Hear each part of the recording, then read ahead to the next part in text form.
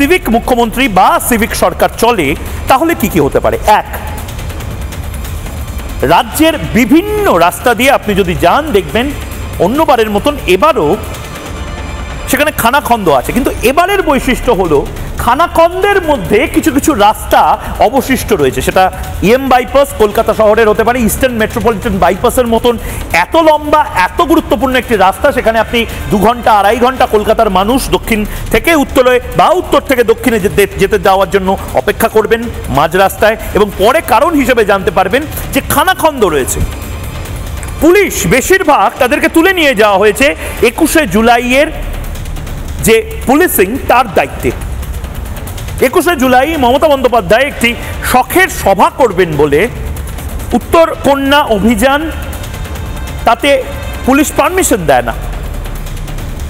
স্বাস্থ্যমন্ত্রীর কাজ স্বাস্থ্যমন্ত্রী করেন না এই বাংলাতে।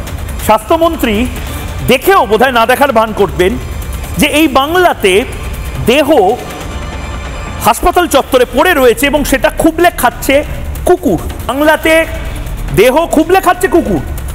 এই বাংলাতে রাস্তা, সেই রাস্তা মেরামতি হচ্ছে না, কাটমানি নিয়ে চলে যাচ্ছে পুলিশ, পুলিশের কাজ করছে না।